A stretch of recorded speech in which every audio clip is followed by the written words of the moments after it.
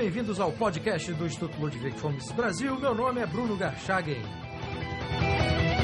Hoje eu converso com Guilherme Coverton, doutor em Economia e diretor da Fundación Bases.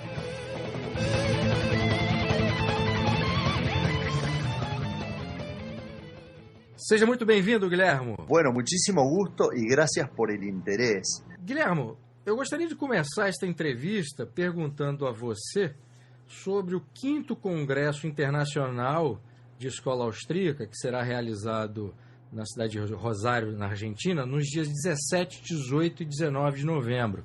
O tema deste ano é a Escola Austríaca no século XXI.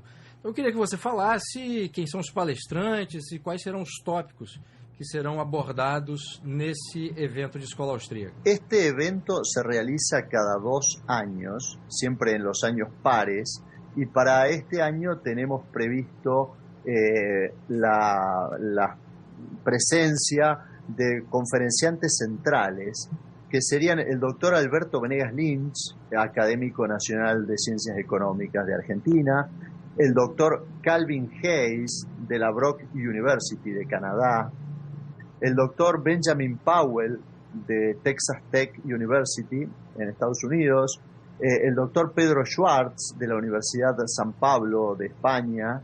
También nos va a acompañar el doctor Mark Skousen, de Chapman University de Estados Unidos, y el doctor Gabriel Zanotti, de la Universidad Austral y de SADE de Argentina. Las áreas sobre las cuales el Congreso va a tocar los temas son economía, filosofía política, teoría del conocimiento y metodología de la ciencia económica, y también lecturas en torno de la Escuela Austríaca de Economía. O sea, es un evento destinado a estudiantes, a docentes, a graduados en las áreas de economía, humanidades y ciencias sociales y a académicos en general, ¿no es cierto? Haverá também uma conferência online sobre inflação e deflação, né? Mas vai ser antes ou durante o evento, Guilherme? Antes del evento hay un programa de varias conferencias online que organiza Fundación Bases, y estos programas se componen de conferencias, digamos, de distintos académicos, que algunos de ellos pueden venir a nuestro congreso, otros a lo mejor por cuestiones de compromisos previos no pueden venir o han venido en otros años, y ahí nosotros, digamos, se puede tomar contacto con académicos y con ideas también de escuela austríaca, ¿no es cierto? Certo. Agora, o tema, a Escola Austríaca no século XXI, por que foi escolhido esse tema especificamente, Guilherme? Bueno, en realidad, Escuela Austríaca tiene una influencia muy grande en el mundo académico de la Argentina. Los primeros contactos con Escuela Austríaca, yo creo que el primer académico que trajo las ideas de Escuela Austríaca es el doctor Meir Silverberg. El doctor Silverberg, que nació en Polonia, vino a la Argentina a los 4 años, en el periodo de entreguerras. Él nació en 1928, llegó a la Argentina en 1933. Y él es miembro vitalicio de la Montpellerin Society. Él fue un gran difusor de las ideas de Escuela Austríaca. Fue el primer argentino que ingresó en esta sociedad de economistas austríacos que se llama Montpellerin Society, que fue fundada por Hayek, Repke, Mises. El doctor Silverberg fue además miembro del Consejo Asesor del Journal of Austrian Economics de la Universidad de Auburn de Alabama. Integró ese consejo con los profesores Steve Hanke, con Friedrich Hayek, con Henry Hazlitt, con William Hutt, con Arthur Seldon y con Luis Rey Galviol, el gran traductor de Mises al castellano. Él fue una persona enormemente generosa. El doctor vive y tenemos previsto que nos visite en nuestro congreso en noviembre. Y bueno, y él puso también en contacto las ideas de la Escuela Austríaca al padre del doctor Venegas Lynch, al doctor Alberto Venegas Lynch, padre.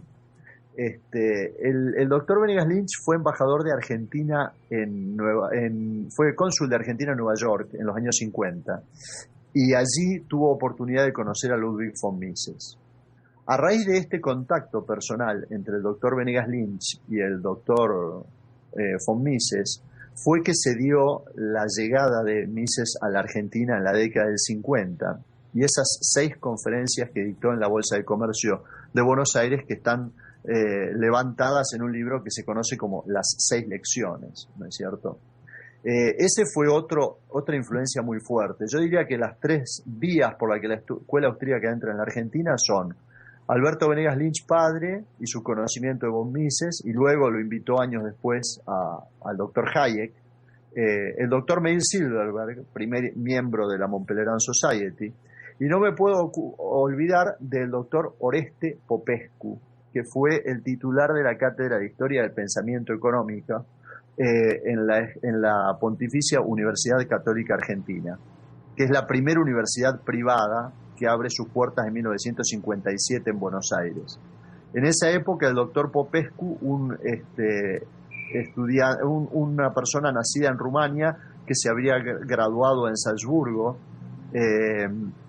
que se exilia a raíz de la Segunda Guerra Mundial en Sudamérica, empieza con sus lecturas de economía austríaca a un grupo muy grande de alumnos, entre los cuales después se podría decir que viene la segunda generación de economistas austríacos en Argentina, que serían el doctor Alberto Venegas Lynch hijo, Alejandro Chafuen, Gabriel Zanotti, el doctor Kachanowski, Juan Carlos Kachanowski y Roberto Kachanowski, Eduardo Martí, Enrique Aguilar, una cantidad muy grande de investigadores. Ya la segunda generación es mucho más numerosa. Todo este grupo luego se nucleó en una institución académica que se llama ESEADE, Escuela Superior de Economía y Administración de Empresas. Fue la primera institución que inició los estudios de posgrado en economía en Argentina, allá por 1977. Y claramente fue la gran influencia sobre mí, sobre mi vocación por el estudio de la economía austríaca, viene a través de haber conocido al doctor Venegas Lynch personalmente en 1981, en la Universidad Nacional de Rosario, que era donde yo estudiaba mi carrera de grado. Y bueno, ESEADE fue por años una institución que produjo una gran cantidad de economistas austríacos que son prácticamente todos los que conocemos hoy en Argentina, ¿no es cierto? La mayoría egresados de ESEADE. Ahí están también, el profesor Alejandro Gómez, me estoy acordando ahora. Hay un grupo muy grande de amigos vinculados a la economía austríaca que fueron profesores de ESEADE o se graduaron en ESEADE. Você faz parte, então, da terceira geração de austríacos na Argentina, é isso, Guilherme? Y podría decirse que yo soy un descendiente directo de Juan Carlos Kachanowski. El doctor Kachanowski, a quien conocí en 1981, al mismo tiempo que al doctor Venegas Lynch, ha sido prácticamente mi mentor. El doctor Juan Carlos Kachanowski, junto con Alejandro Chafuen, son graduados del International College de California. Ellos, sus tesis doctorales fueron revisadas y dirigidas por Hans Sennholz. Hans Sennholz es uno de los únicos 4 discípulos que se graduaron sus tesis doctorales dirigidas por Ludwig von Mises. Los otros son Ludwig Lachmann, Israel Kirzner y siempre me olvido de alguien. Nunca hay que decir que son 4 porque uno siempre se termina olvidando. Pero de algún modo esas influencias, el contacto con Hans Sennholz, los académicos de Argentina, vino a través también de ESEADE. ESEADE el rector fue Alberto Venegas Lynch durante muchísimos años, ¿no es cierto? Ahí también se formó Martín Krause, me estoy acordando ahora, Wenceslao Jiménez Bonet, una cantidad muy grande, Nicolás Kachanowski. Se puede decir que yo podría ser una tercera generación, porque el doctor Juan Carlos Kachanowski fue mi mentor y el doctor Zanotti también fue una influencia enormemente importante sobre mí. Incluso tuvieron participación en mi tesis doctoral. Y Y bueno, de algún modo, el doctor Juan Carlos Kachanowski además fue el jefe del Departamento de Economía en la Universidad Católica Argentina, en la sede que tiene en Rosario. La sede de Rosario es un caso muy particular, porque debe ser la única universidad del mundo en donde todos los académicos, el doctor Walter Castro, Sebastián Landoni, también doctor en Economía, somos vinculados a ESEADE y a la economía austríaca, ¿no? El departamento de economía de la UCA de Rosario es prácticamente 100% austríaco. Pois é, Guilherme, eu queria então que você falasse um pouco, quer dizer, a situação da escola austríaca na academia, na Argentina, ela me parece que está bastante concentrada em Rosário. E uma pergunta que através dos anos aí eu ouço Sí, muito... Bruno, Sí. eso que usted comenta a mí me sorprendió porque lo escuché de boca de un premio Nobel de Economía en los años 90, una situación rarísima. Yo asistía a una reunión en donde vino el doctor Rudiger Dornbusch y el doctor Dornbusch mencionó qué placer estar en Rosario, un lugar en donde hay tanta seriedad en el estudio de la economía y que es conocido mundialmente por sus economistas austríacos. Y yo no lo podía creer y me reía, porque es como que uno no se toma nunca en serio a sí mismo.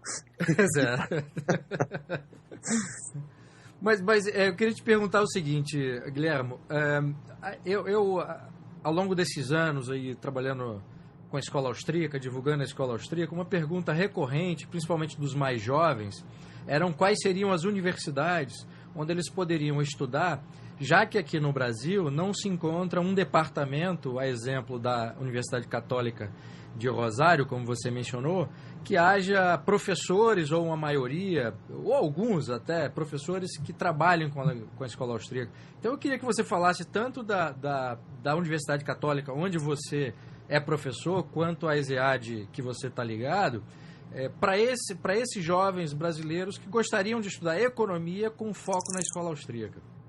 Bueno, yo creo que es cierto lo que dices, Bruno, de que en general no es que hay universidades muy enfocadas a esto. Yo creo que esto tiene también su aspecto positivo. Si ustedes me preguntan, yo creo que las carreras de grado es muy bueno cuando se estudia economía como carrera de grado, que haya mucho contacto con distintas corrientes económicas. O sea, para alguien que quiere estudiar una licenciatura en economía, yo le recomendaría enfáticamente que se anote en la Universidad Católica Argentina, en la sede de Buenos Aires, que es donde está la carrera de licenciado en economía, porque ahí hay muchas corrientes, no solo la austríaca. Entonces ahí va a poder luego discernir cuál es la corriente más importante. Yo creo que un economista austríaco tiene que conocer las demás corrientes. Es decir, para carrera de grado, yo lo que recomiendo es la Universidad Católica Argentina en Buenos Aires. Ahora, luego tenemos los graduados, aquellos que se han graduado. También nosotros tenemos el Departamento de Economía Austríaca en Rosario, porque lo que nosotros tenemos es la carrera de administración, que está más destinada a la administración pública y a la administración de empresas, pero también a la administración pública, la carrera, digamos, a la carrera de funcionarios, ¿no es cierto? Entonces, la carrera de administración ya es bueno que tenga, como no va a ser su especialidad las distintas corrientes económicas, sino más la administración. Es bueno que tenga el enfoque de la economía austríaca, porque incluso el enfoque de la economía austríaca permite entender muy bien el problema de las crisis económicas. Cuando las empresas enfrentan situaciones de crisis sistémica, ¿no es cierto?, en la economía de un país, y por qué. ¿Por qué la administración pública puede producir un problema sistémico de crisis? Y a la otra virtud que tiene la escuela austríaca es que explica muy bien todo el proceso de creación de valor, cómo se crea valor y cómo en realidad el valor surge a partir de un proceso de descubrimiento al estilo de los trabajos de Israel Kirzner sobre la empresarialidad.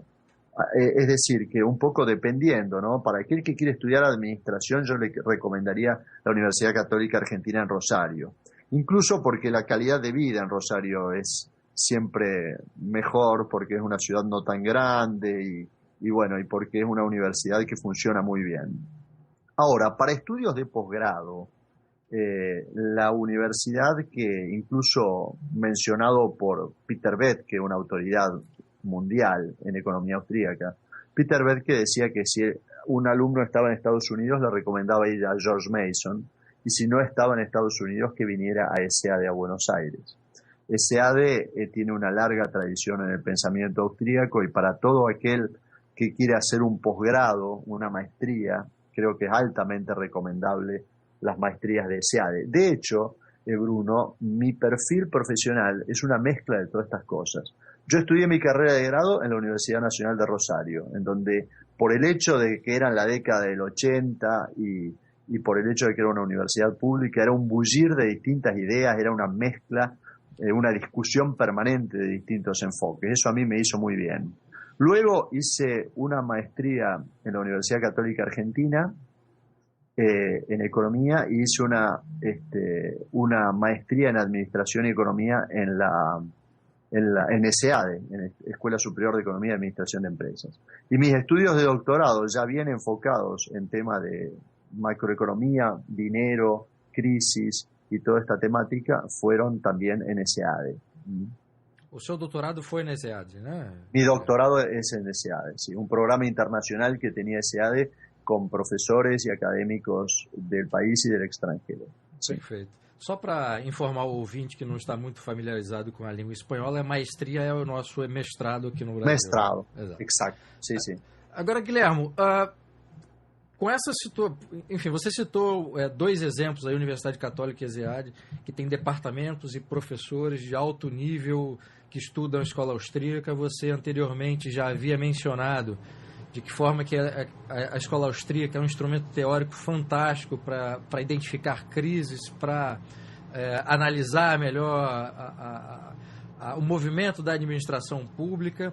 E, ao mesmo tempo, vocês na Argentina já estão sofrendo já há bastante anos, claro, uma situação extremamente delicada do ponto de vista político, de intervenção do governo e tudo mais.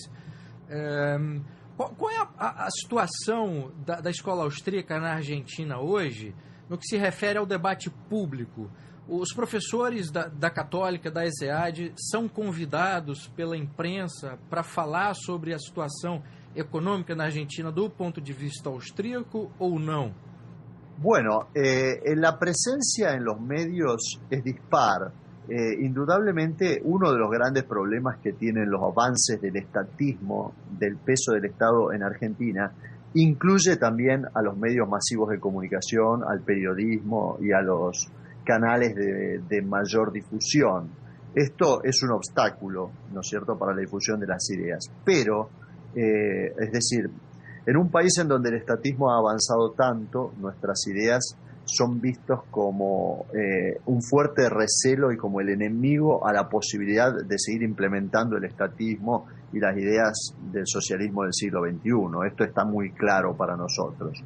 De todos modos, las ideas de la escuela austríaca como una fuerte oposición a estos principios que tiene el partido gobernante, tienen recepción en medios de prensa, como por ejemplo el periódico Infobae, ¿no es cierto? Tienen una gran recepción en algunos medios del interior, canales de televisión y radios. Mi colega, el doctor Walter Castro de la Universidad Católica en Rosario, tiene varios programas de radio incluso. Otro colega mío sale por televisión muy seguido, que está en mi cátedra de finanzas públicas, Ignacio Manuel Valdés. Él sale permanentemente por medios televisivos aquí en Rosario. Es decir, hay una presencia. La gente es consciente de que nosotros representamos un discurso muy diferente al discurso que se escucha todos los días y que pareciera dar mucho más respuestas. Eso es lo que ha generado que este congreso, que empezó hace 10 años, primero como una cosa muy, muy pequeña y muy académica, ya haya tomado un vuelo en donde nosotros todos los años, merced al gran apoyo que nos da Universidad Católica Argentina, que es un socio estratégico nuestro y aporta todas las instalaciones del campus, al gran apoyo que tenemos también de Fundación Friedrich Naumann, que es una fundación que difunde las ideas de la libertad en el mundo, y también de todo el equipo de gente de Fundación Bases, que se pasa todo el año invitando a académicos, tratando de coordinar todos aspectos de logística. Realmente nosotros hemos logrado un congreso en donde se discuten ponencias y puntos de vista de prácticamente entre 30 y 40 expositores, además de los conferencistas centrales.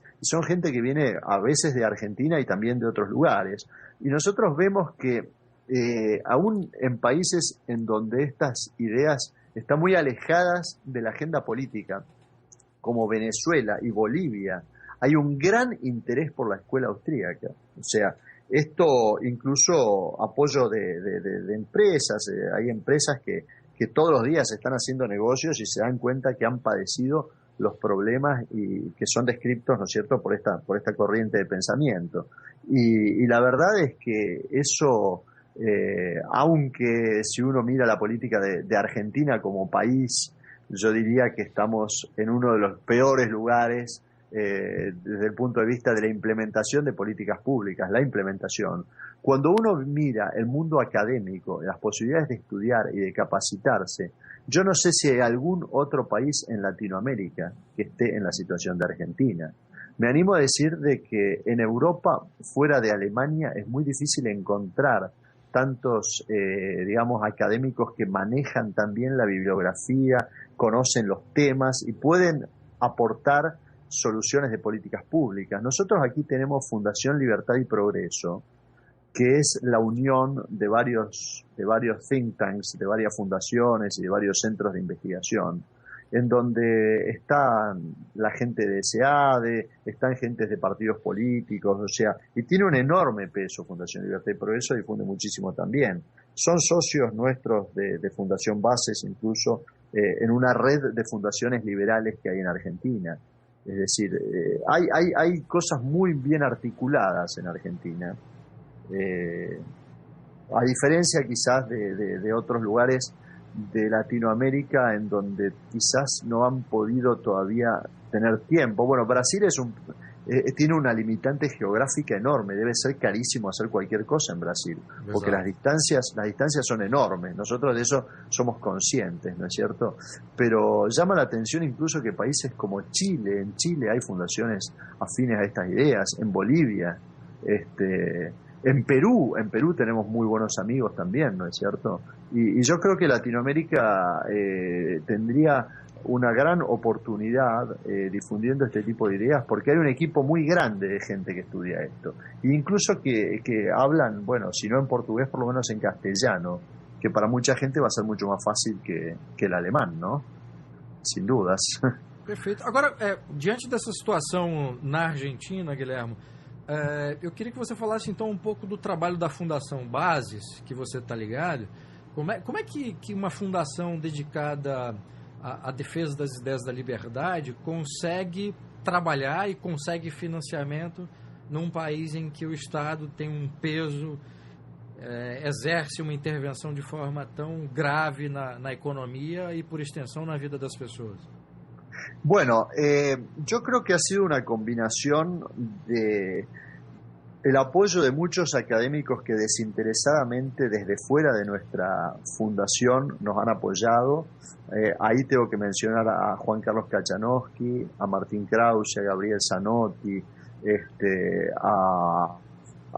bueno, siempre uno cuando empieza a hacer una enumeración le quedan gente, digamos, que no menciona, ¿no? Pero la verdad es que nosotros hemos recibido mucho apoyo de académicos. Adrián Ravier es una persona que nos ha apoyado muchísimo. Bueno, Rafael Beltramino, ¿no es cierto? Todas estas personas que se han acercado en algunos momentos, Nicolás Kachanowski mismo, se han acercado y nos han apoyado refiriéndonos a académicos, ofreciéndonos conferencias, ¿no es cierto? Mucho de la difusión que nosotros hacemos ha sido a partir de académicos que prácticamente han dado su tiempo en forma gratuita, ¿no es cierto?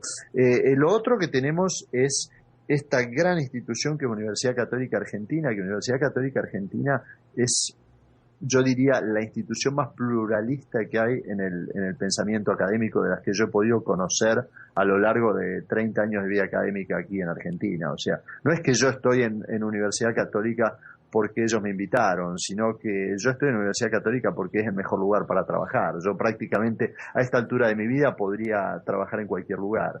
Y la verdad que he elegido estar en Universidad Católica por el gran pluralismo. Aquí se acepta el debate de todo tipo de ideas. O sea, muchas veces la gente piensa que porque es una universidad católica, yo he tenido alumnas musulmanas sentadas dentro del aula. Y uno se da cuenta que son musulmanes no porque uno le pregunta, sino por cómo visten, sencillamente. O sea, lo que nosotros respetamos el pluralismo, las ideas, y cada uno puede debatir lo que quiere. Es una verdadera universidad en el sentido claro de la palabra. Entonces, eso nos da un ámbito, de alguna manera un paraguas para funcionar. Las empresas son quizá las que más les cuesta apoyarnos, porque no puedo ocultar de que hay empresas que han recibido de alguna manera represalias y trato bastante diferencial por parte del gobierno por exponer mucho su apoyo a iniciativas de libertad y este tipo de cosas. Pero igualmente hay empresas que nos apoyan. Esa es la parte, digamos, más difícil. Y la otra cuestión es que nosotros logramos muchos resultados con muy poco presupuesto, ¿no es cierto? Que este es el gran desafío que tienen las instituciones de la libertad, ¿no es cierto? Porque es muy difícil que el gobierno apoye este tipo de iniciativas. De hecho, cuando gobierne una persona que piense como nosotros, lo primero que se va a decir es no utilizar fondos públicos para la difusión de ideas. Esto que parece paradójico, yo diría que es la parte central. Entonces, tenemos que saber que las reglas de juego son que la política parte del respeto por el disenso. Entonces, nadie debería utilizar fondos públicos para este tipo de cosas. Incluso es parte de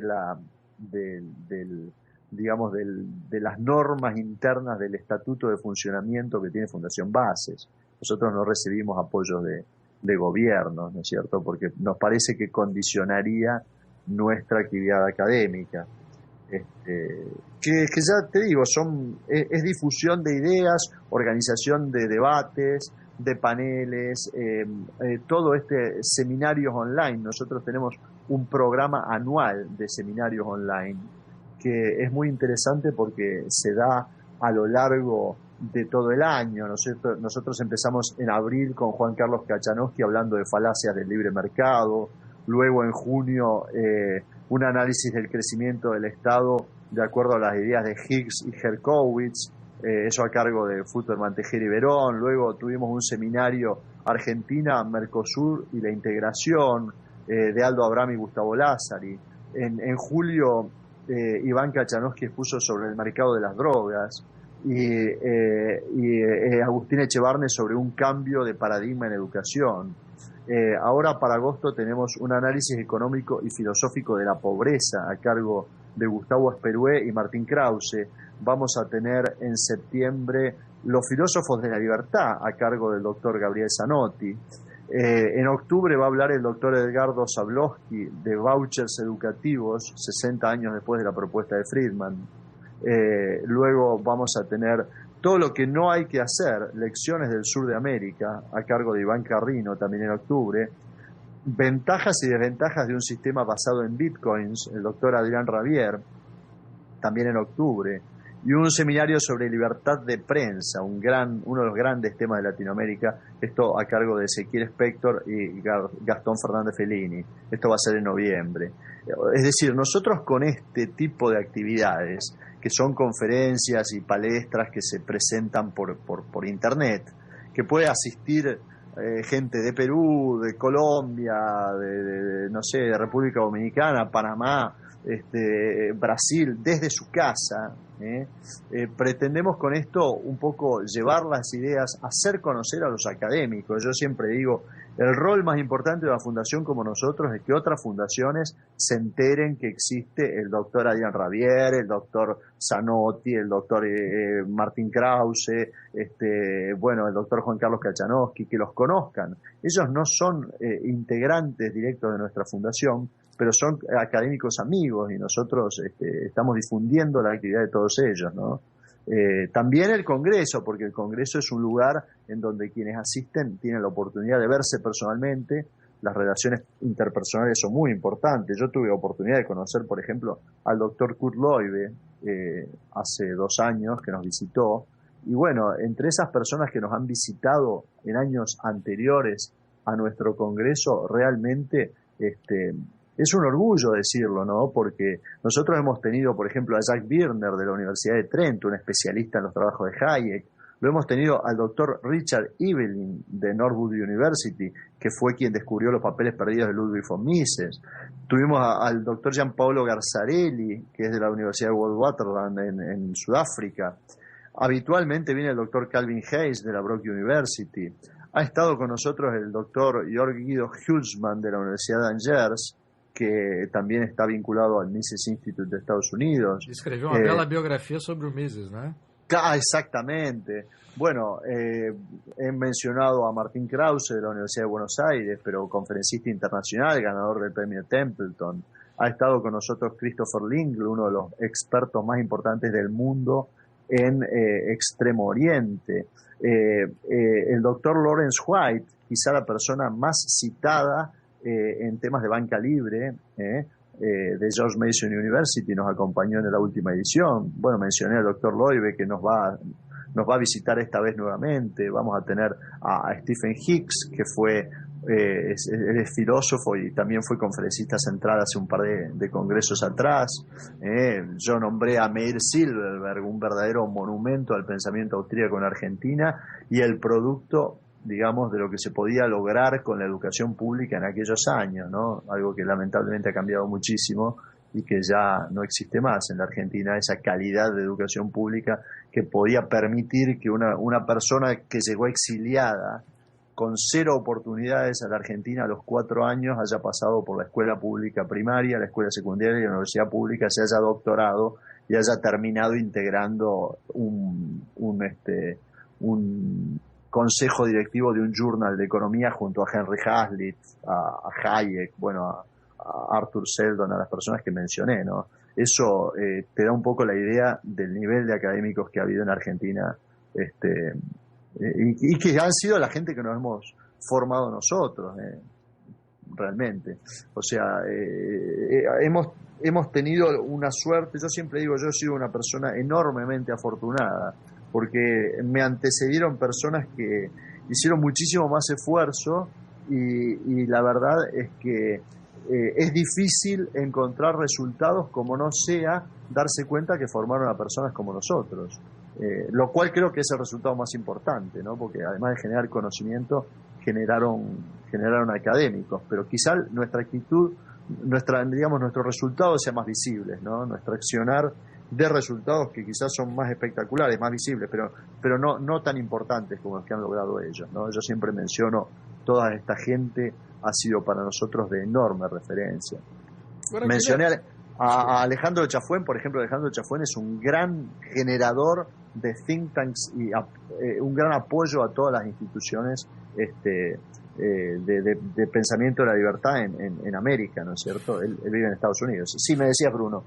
O Chafuen faz grande trabalho, não só na promoção dos think tanks na América Latina e em outros países do mundo, em outras regiões do mundo, mas também tem trabalho intelectual fantástico na área aí dos proto-austríacos, né, Escola de Salamanca. Claro, y todo. Sí, de la Escuela de Salamanca, su obra Ética y Economía. Lo gracioso del caso es que tanto Chafuen como Zanotti, como Kachanowski, como el doctor Venegas, integraban todo ese grupo que, siendo estudiantes de grado, iban a las conferencias del doctor Meir Silverberg, que eran toda una iniciativa muy, muy así personal, O sea, realmente el potencial que tiene un académico que arme un seminario de 10 personas que lo acompañen 2 o 3 años y que luego vaya cambiando y todo esto es enorme. O sea, yo siempre digo, yo tengo la gran fortuna de que la Universidad Católica me pone enfrente 60 u 80 alumnos en 2 materias, en 2 cuatrimestres, con lo cual yo no veo menos de 200 alumnos todos los años. Y ya hace 15 años he pasado por 9 cátedras. O sea, la cantidad de gente que ha compartido conmigo un cuatrimestre académico es muy importante. Y con que nosotros influyamos fuertemente en el 10% de ellos, tenemos una parte muy importante del cambio necesario en la sociedad, dado por profesionales que luego van a tener una proyección muy importante en la sociedad en donde actúan. Agora, dentro da universidade, Guilhermo, aqui no Brasil há um problema ainda que está mudando, mas ainda existe, e Sim. professores austríacos que eu conheço e que o próprio Guilherme conhece, como o professor Biratã, sempre relatam a dificuldade, a dificuldade que esses professores tiveram ao longo da carreira acadêmica por serem austríacos ou por se declararem austríacos.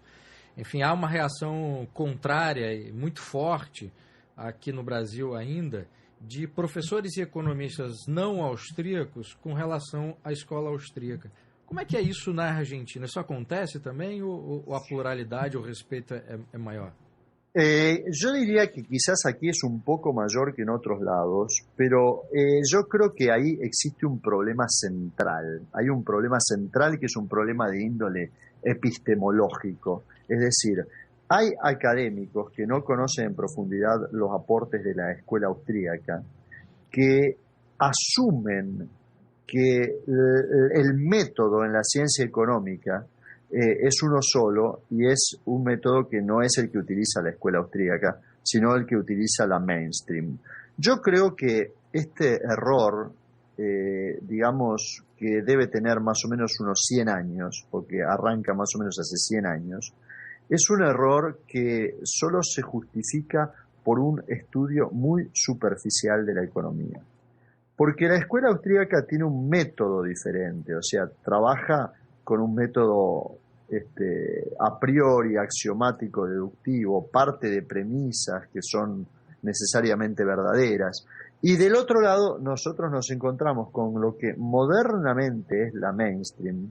Se basa mucho en el método empírico, en recolectar datos. O sea, yo creo que ahí los que han hecho un trabajo más importante en esto, y quizás para el académico que quiere insertarse en el ámbito, como el caso del doctor Biratán, lo más importante sea la epistemología. Yo me acuerdo haber dicho esto una vez en la Foundation for Economic Education en Nueva York, y toda la gente que estaba ahí, yo era una persona muy joven, probablemente no tenía ni 30 años, me miraron como si yo realmente estuviera viniendo de Saturno, ¿no es cierto? Porque no parecía importante esto. Pero sí, el problema más claro es el problema epistemológico, es ver cómo conocemos en economía, qué cosas podemos saber. Es decir, un empirista va a hacer una estadística, va a relevar datos, va a poner dos ejes cartesianos, de coordenadas cartesianas ortogonales en el primer cuadrante y va a tirar luego una recta de regresión mínimo cuadrática, va a decir las personas actúan siguiendo esta línea que responde a una función f de x igual a, y todo un lenguaje matemático. Esto que hoy se considera la mainstream economics, en realidad no existía 100 años atrás. Hasta los clásicos, y diría los marginalistas, hasta 1880, yo diría que nadie hacía esto en la economía en el mundo. Y yo me animo a decir, con sustento en académicos de quien soy incluso amigo personal, como Robert Eichelon y Hebert, por ejemplo, o trabajos muy importantes como Spiegel en Historia del Pensamiento Económico, a quien no tuve el gusto de conocer, a Henry Spiegel, pero ellos prueban claramente que todo lo que nosotros hoy conocemos en economía, probablemente el 80% de lo que hoy conocemos se conocía ya en aquel momento. ¿Cómo ha podido ser que clásicos como John Stuart Mill, como Keynes, como Benjamin Anderson, como Cantillon, como Jean-Baptiste Say. ¿Cómo llegaron a conocer tanto en economía si no utilizaron ese método? Bueno, es que sencillamente no es el único método en la ciencia económica. O sea, perseguir a un economía austríaco por decir que las afirmaciones que hace no tienen carácter científico es algo que a partir de los trabajos de Mises y Magluck hay que darlo por desaparecido. O sea, Sir John Hicks, que cito yo en mi tesis doctoral, dice muy claramente: hasta 1860, 1870, 1900, los austríacos eran la mainstream economics. Era un enfoque de cómo hacía el empresario y el contable para administrar los negocios. O sea, claramente una de las grandes decepciones que se lleva un estudiante de economía ortodoxo, alguien que puede pasar aún por las más prestigiosas universidades, ve muchísimos modelos y luego cuando quiere sentarse con un empresario y explicarle qué le conviene hacer en su empresa y por qué le va a ir bien, no tiene diálogo, porque el empresario no decide con un gráfico de oferta y demanda.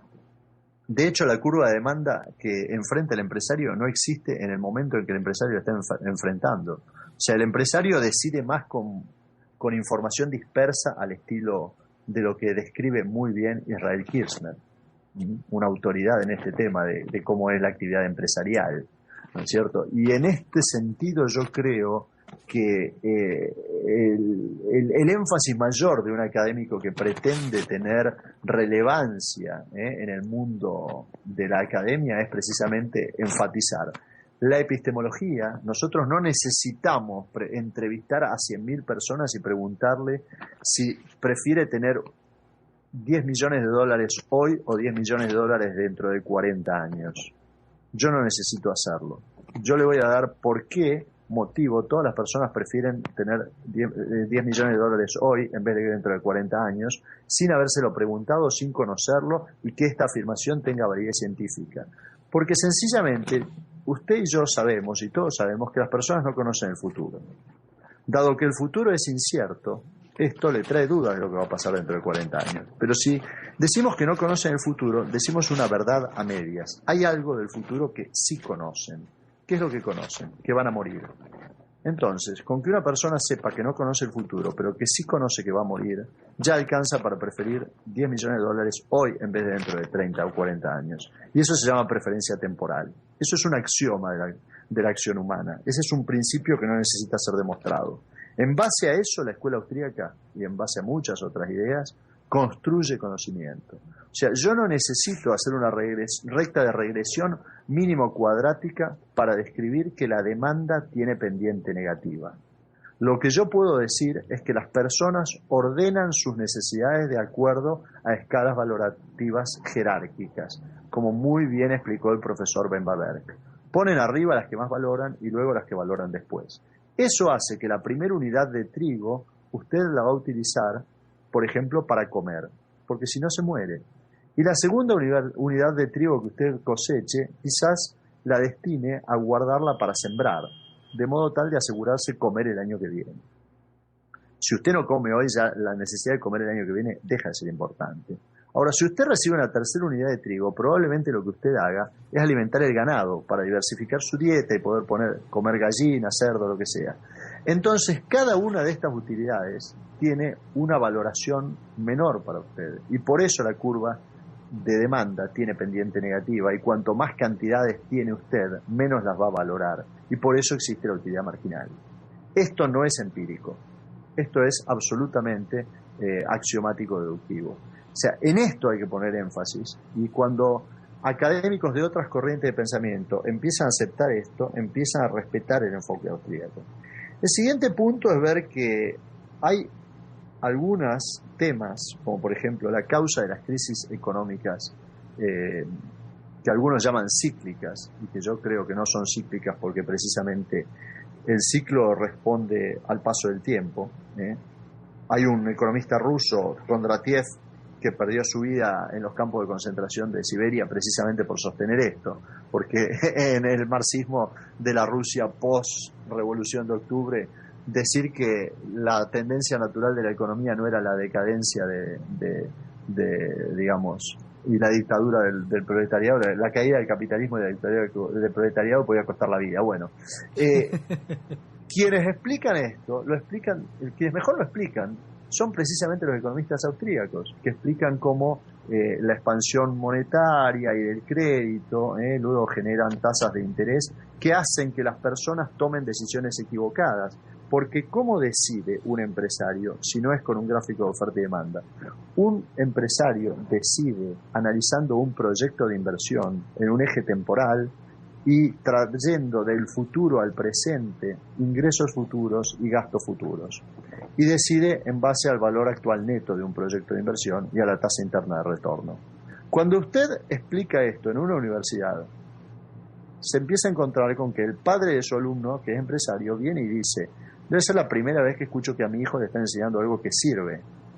Porque, exactamente, porque usted puede mandar a su hijo a la mejor universidad del mundo, a la más prestigiosa, y cuando le muestren todas esas revisiones mínimo cuadráticas, le quieran hacer creer que el empresario decide con eso, el empresario ni siquiera maneja integrales y derivadas. Así que eso queda muy claro. Y no hace falta manejar integrales y derivadas para ser empresario exitoso. Esto lo han probado Steve Jobs, no sé, el señor Puertas que hace ventanas, es decir, Bill Gates, el que hace Windows. Él también ha demostrado esto claramente.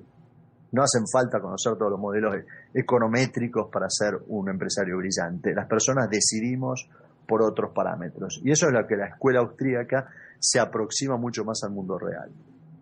Agora, uma crítica muito comum desses economistas ou professores de economia que não conhecem, não estudaram a escola austríaca, Guilherme, é que os austríacos rejeitam o uso da matemática. Então eu queria te perguntar o seguinte: como você vê esse tipo de crítica, considerando que você mesmo é um austríaco, é um doutor em economia e principalmente é um professor de macroeconomia, finanças públicas, economia política e microeconomia?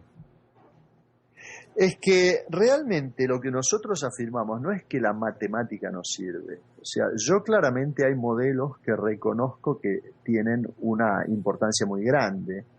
Por ejemplo, nadie va a cuestionar la utilidad de la función de rendimientos decrecientes a escala, por ejemplo, que nos grafica por un lado el rendimiento de un sistema de producción y por el otro lado cómo reacciona en forma variable frente a cambios de un factor de producción variable, como es el diferencial. Bueno, ese es un modelo que realmente aporta mucho, pero hay otros modelos que no aportan tanto. Entonces, pensar que las personas van a funcionar de acuerdo a una función matemática, que van a tomar decisiones de acuerdo al comportamiento de una función, es realmente ignorar que los seres humanos no reaccionamos, sino que actuamos. La diferencia entre acción y reacción es muy grande, porque en la acción humana hay propósito deliberado, hay conocimiento, hay aprendizaje.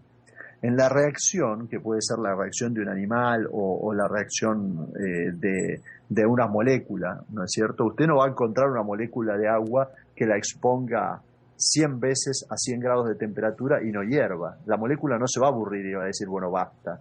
En cambio, usted sí va a encontrar una sociedad en donde usted introduce una expansión monetaria, se produce inflación, esto genera de alguna manera transferencias de ingresos de unos sectores a otros, genera el fracaso de proyectos de inversión y la quiebra de empresas. Y cuando esa misma sociedad es expuesta a esta experiencia inflacionaria 2 o 3 veces, ya luego sobreactúa, actúa de forma diferente, repudia la moneda y se refugia en una moneda extranjera. No necesito hacer el experimento para verlo. En este sentido es que nosotros decimos, no es la matemática la que nos brinda todas las soluciones. Para algunas cosas sin duda sirve. O sea, a mí, yo fui alumno del doctor Israel Kirzner, que fue a su vez uno de los únicos 4 que se doctoraron con Mises.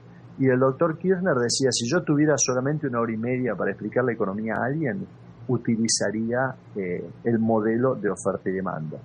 Si yo tuviera 1 hora y media para explicar la economía a alguien, luego de la experiencia que he tenido, quizás utilizaría la función de rendimientos decrecientes a escala, que nos explica por qué es tan importante la escala, por qué es tan importante el libre comercio, por qué es tan importante el comportamiento de los costos marginales en el mediano y largo plazo, todos temas de microeconomía, y que tocan directamente a la macroeconomía, porque precisamente, Bruno, como decías, la diferenciación entre microeconomía y macroeconomía es un disparate mayúsculo. O sea, no se puede hacer macroeconomía si no se conoce micro.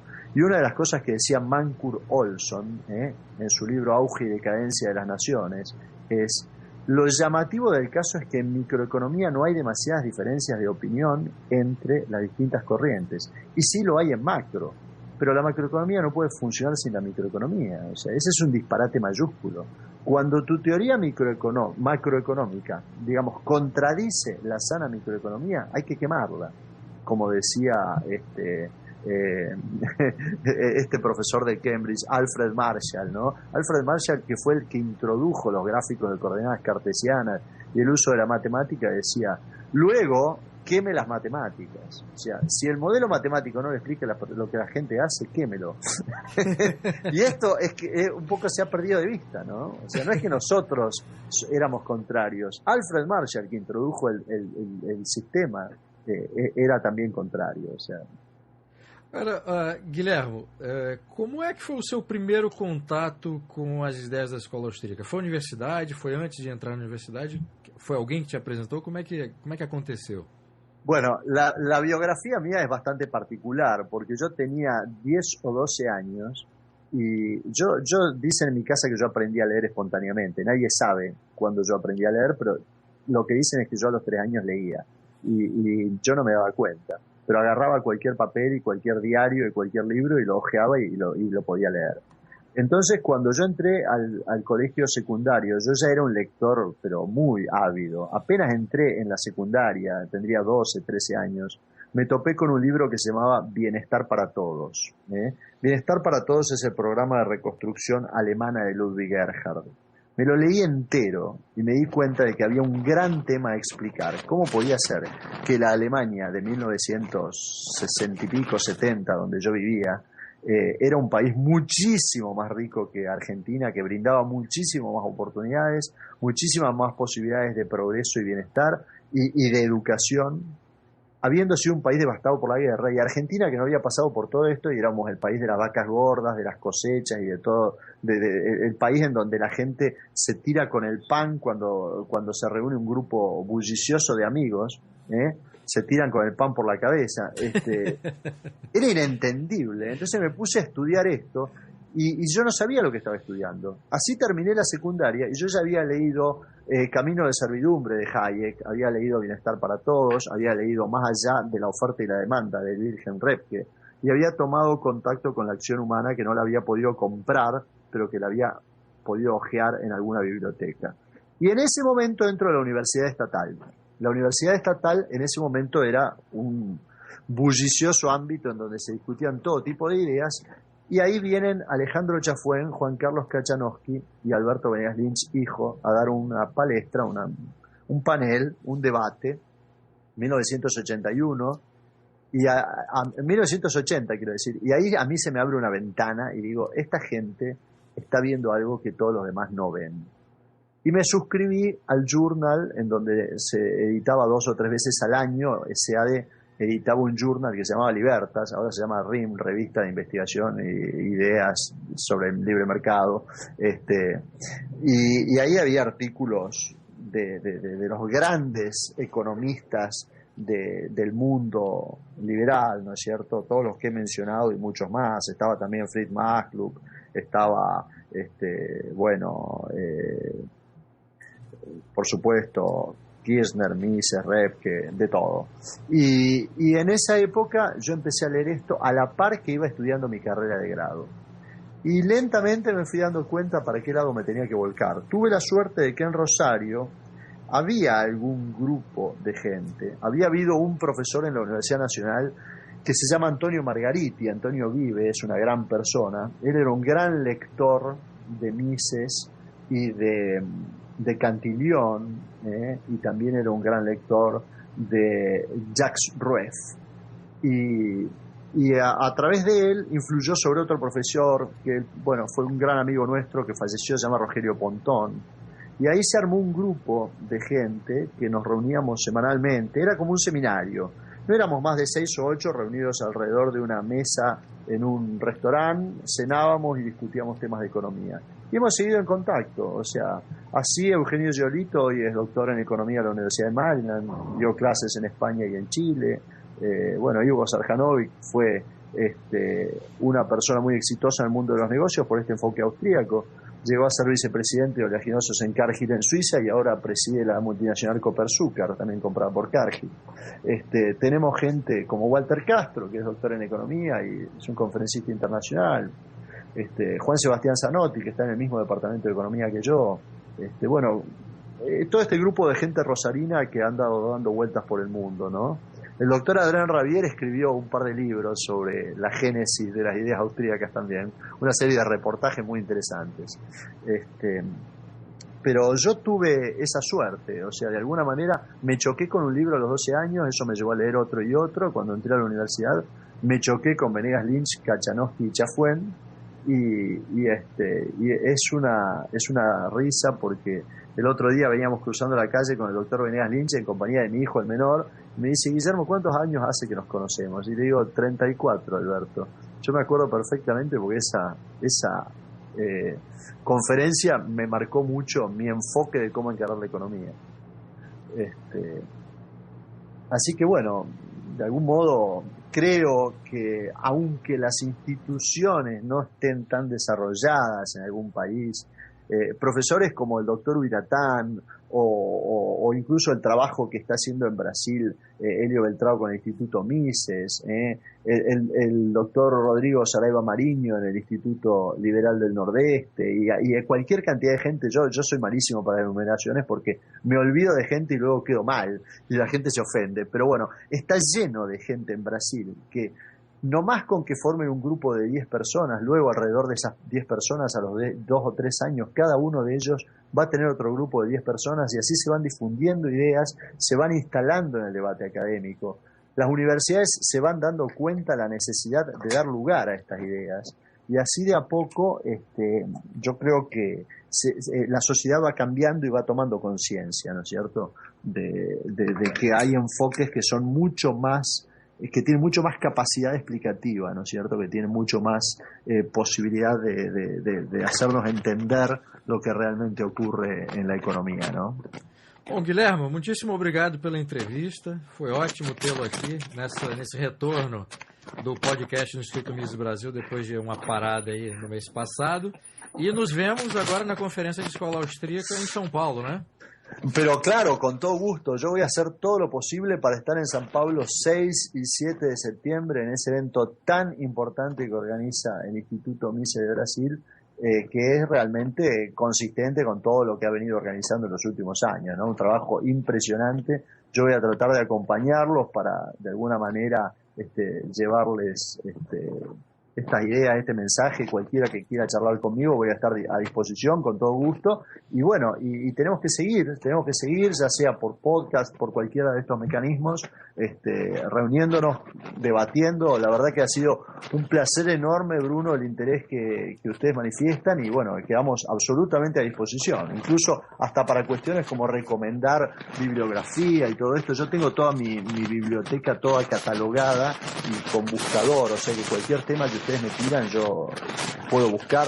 Son 1800 libros que tengo aquí detrás mío y bueno, y eso realmente les puedo dar alguna guía a cualquier investigador, a cualquiera que quiera escribir. Eso se los ofrezco de todo corazón porque realmente yo no soy de la época de internet. En la época nuestra había que recorrer las librerías para conseguir los libros y esto ha cambiado mucho, ¿no? Así que creo que esto hay que aprovecharlo. Bom, e fica o convite também para os nossos ouvintes para o 5º Congresso Internacional de Escola Austríaca em Rosário, que vai acontecer, como eu disse, nos dias 17, 18 e 19 de novembro. Então dá tempo para todos os interessados estudiosos de escola austríaca se programarem para participar do congresso. Claro, muchísimas gracias. Muito obrigado, Guilherme.